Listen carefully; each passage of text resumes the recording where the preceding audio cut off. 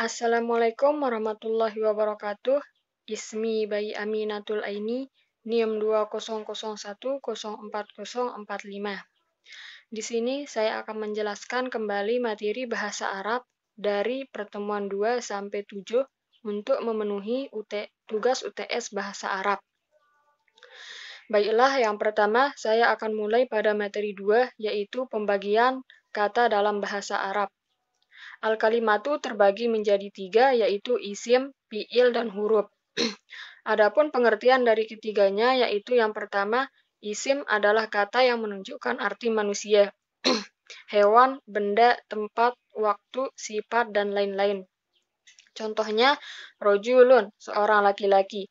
Ciri-ciri isim. Ciri-cirinya di sini pertama, berharakat kasroh di akhir kalimat, tanwin, dhammah, fathah, atau kasroh. Masuk kepadanya alif lam, masuk kepadanya huruf jar, kemudian yang kedua fi'il. Fi'il adalah kata yang menunjukkan terjadinya suatu perbuatan pada waktu tertentu. Contohnya, koma zaidun, Zaid telah berdiri. Ciri-ciri fi'il. Masuk kepadanya qad, masuk kepadanya sa, masuk kepadanya saufa, masuk kepadanya ta'ut ta'nisis sakinah. Kemudian yang ketiga huruf.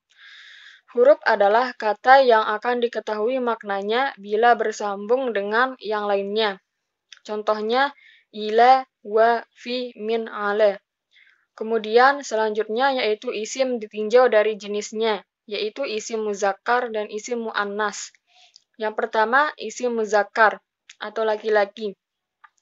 Isim muzakkar merupakan sebuah kata benda yang menunjukkan jenis laki-laki, yang meliputi setiap nama orang untuk laki-laki dan nama benda yang tidak mengandung ta' marbutah.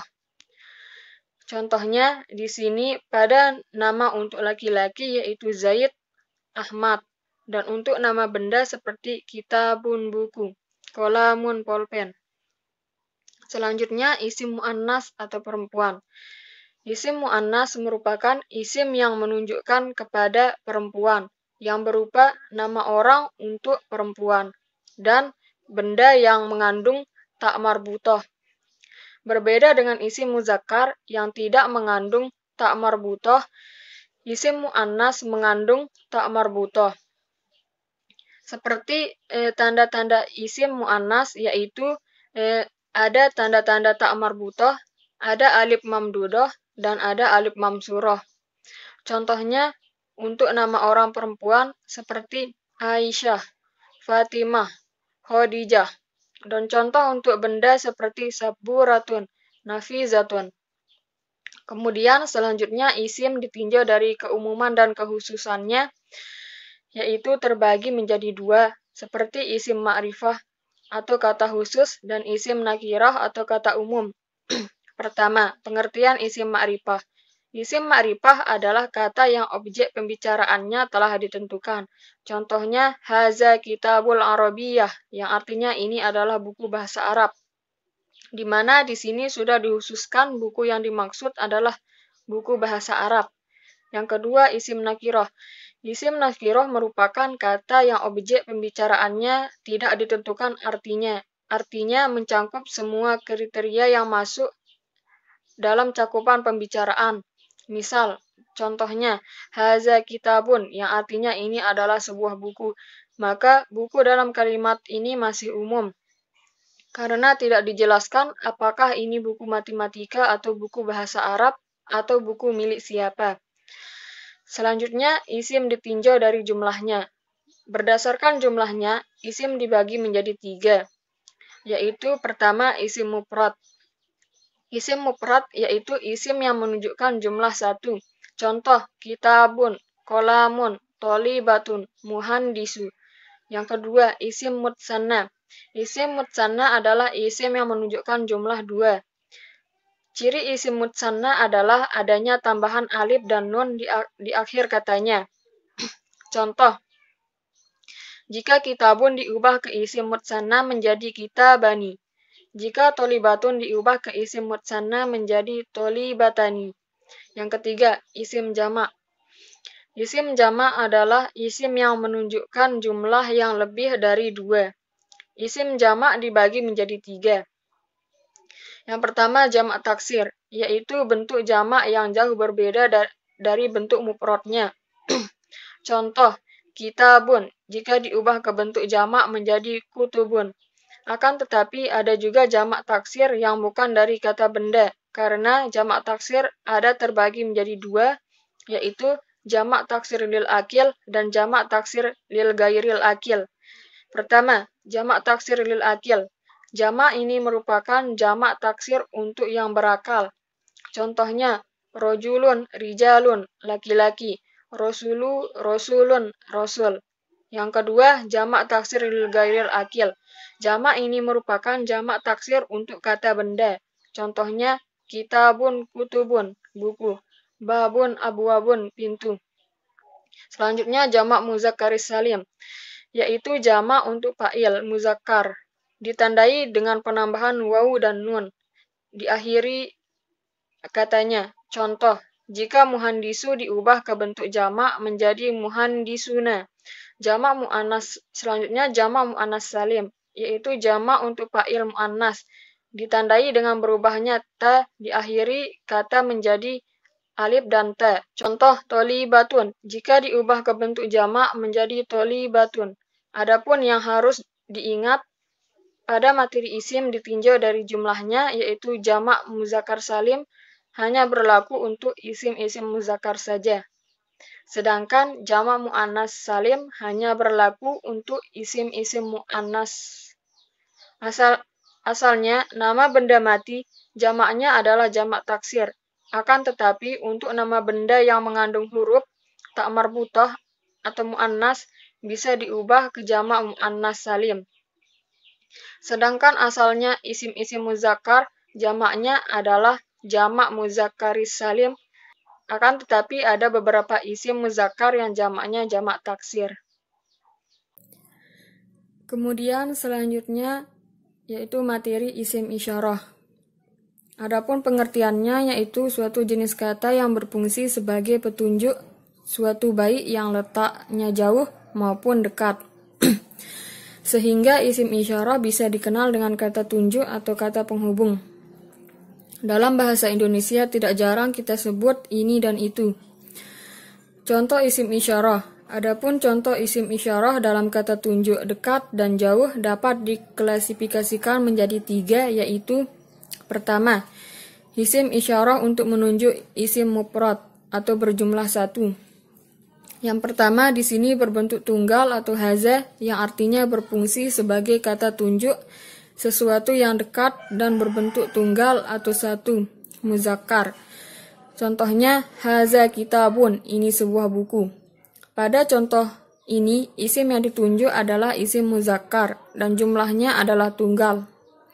Contoh kedua, hazihi madrasatun, ini sebuah sekolah. Pada contoh tersebut, isim yang ditunjuk adalah isim mu'annas tunggal. Kemudian yang kedua, dalam bentuk tunggal atau zalika, artinya kata ini berfungsi sebagai kata tunjuk untuk sesuatu yang jauh dan berbentuk tunggal atau 1 muzakkar. Contohnya, zalika kitabu, ini sebuah buku. Pada contoh ini yang ditunjuk adalah isim muzakkar mufrad. Contoh kedua, zalika madrasatu, ini sebuah sekolah. Kata yang ditunjuk adalah mu'annas mufrad. Selanjutnya, isim isyarah untuk menunjuk isim mutsanna berjumlah 2. Pertama, untuk menunjuk dekat atau ini. Jika benda yang ditunjuk adalah muzakkar, menggunakan hazani. Contohnya, hazani kitabani, ini 2 buah buku.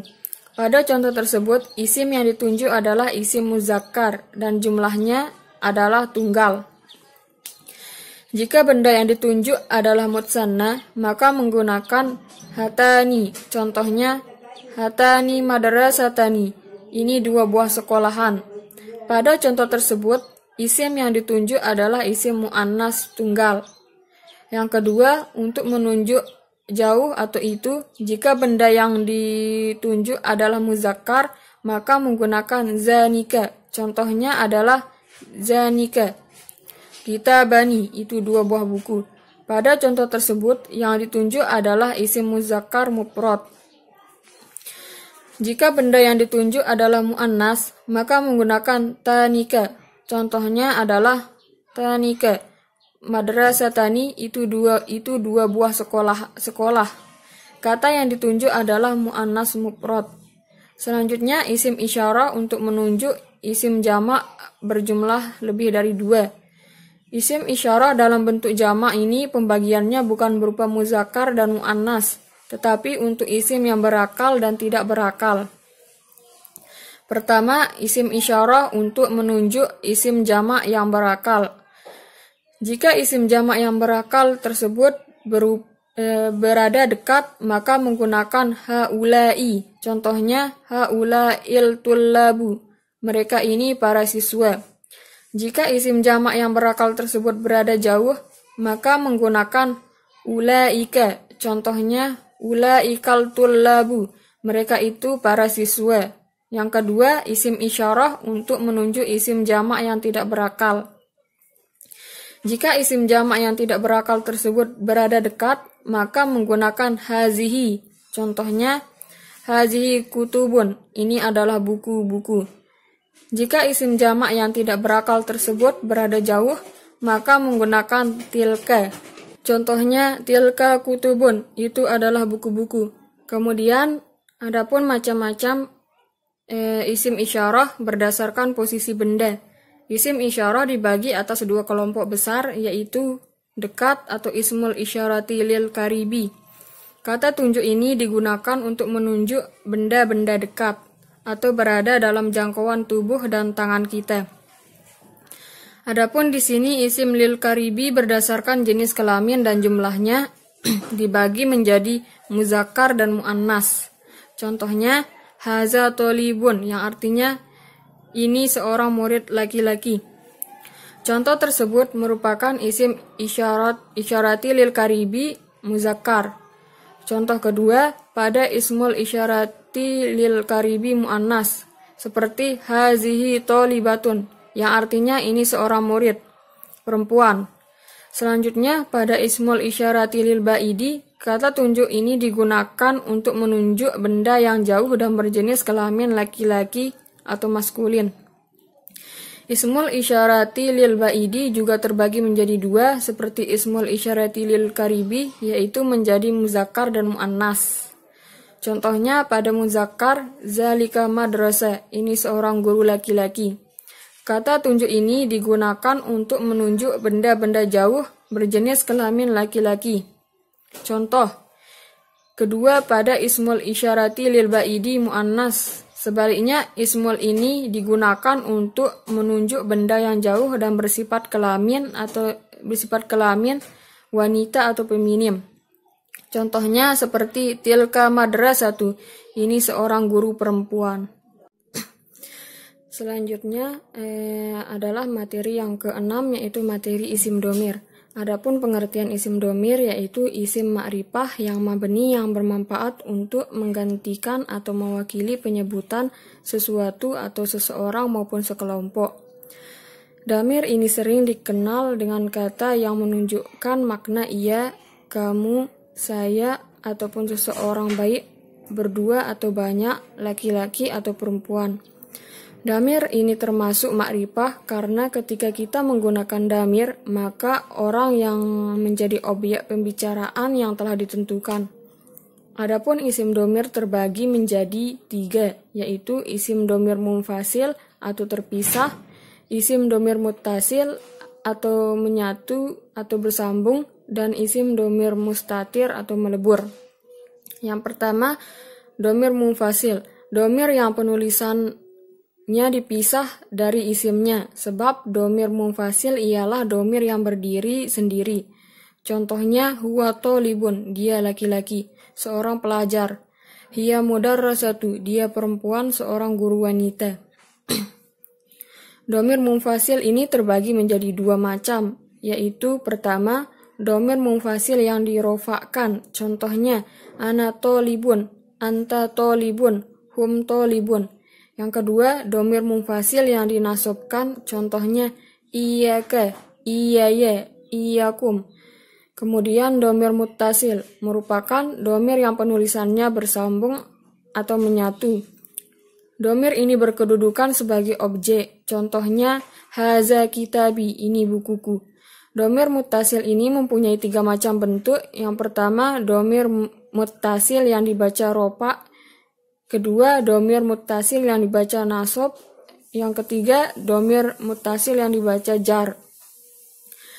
Selanjutnya, domir mustatir. Domir ini merupakan domir yang tersembunyi dalam sebuah kata kerja fi'il.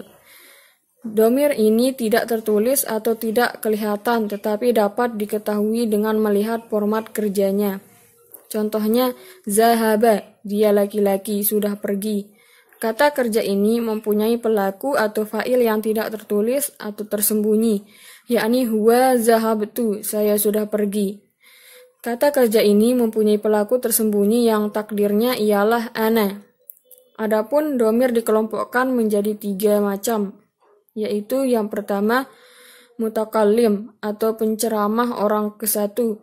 Bagiannya mufrad, tunggal, ana guna muzakkar maupun muannas, mutsanna atau jamak guna muzakkar maupun muannas,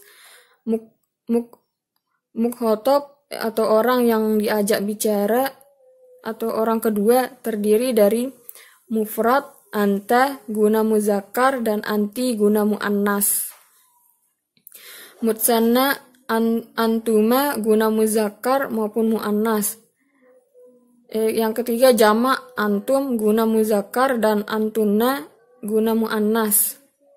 Yang ketiga goib, tidak berada di lokasi satu orang ketiga, terdiri dari mufrad, huwa guna muzakkar dan hiya guna muannas.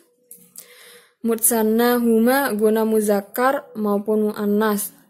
Jamak hum guna muzakkar dan hunna guna muannas. Selanjutnya yang terakhir yaitu materi tentang adawatul istifham.